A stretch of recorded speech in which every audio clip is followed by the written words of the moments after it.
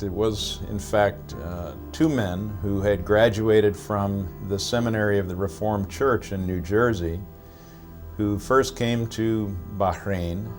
One of them, Samuel Zwemer, arrived here late in 1892 and was much impressed at the medical needs of the country. He had some very basic skills, but he himself was not a physician.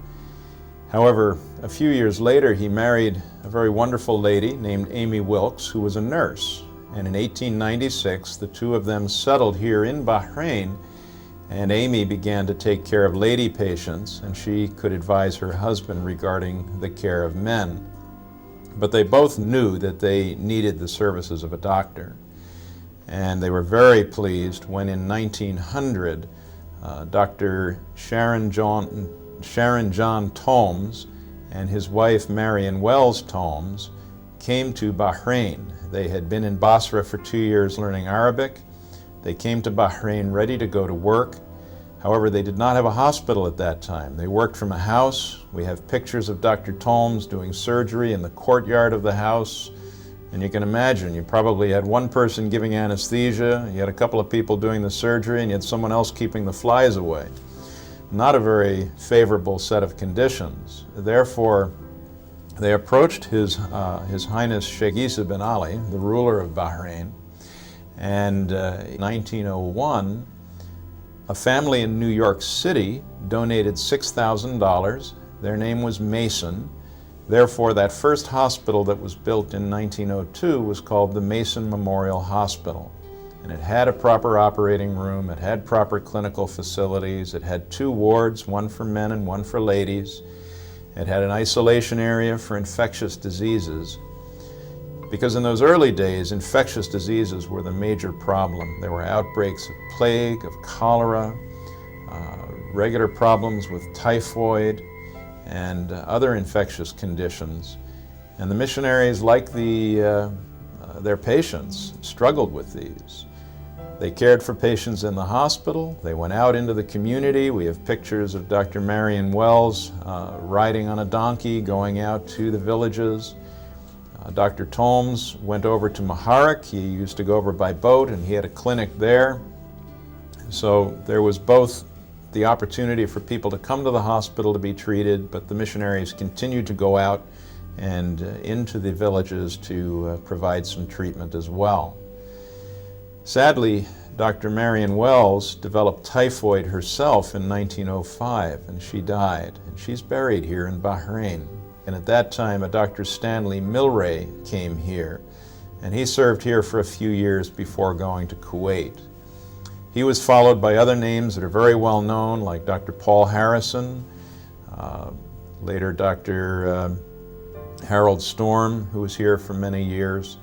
And there's a long list, which I think many of people in the community could recite better than I could. A second hospital was built, and that hospital was named for Dr. Marion Wells Tomes, who had died here in Bahrain.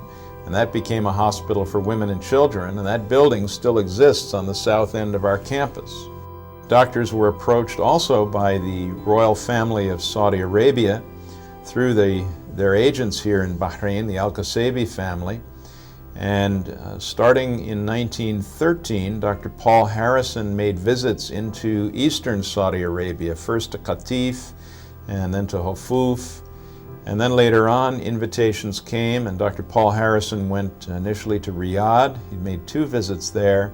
And then in 1920, Dr. Louis Dame took up that work, and he made many trips to Saudi Arabia, caring for the royal family, for the common people. He visited not only the eastern province in Riyadh, he also went up as far north as Hail, he went as far west as Taif. And then in later years, they replaced the camels with cars and were able to do much more travel in Saudi Arabia. But always they tried to balance maintaining the work of the hospital here in Bahrain with the needs to provide care in Saudi Arabia and even a little later in Qatar. Then in the early years of the oil development here in Bahrain, Services were provided by the mission hospital for the BAPCO employees. I think at that time they referred to it as SoCal, Southern California Oil.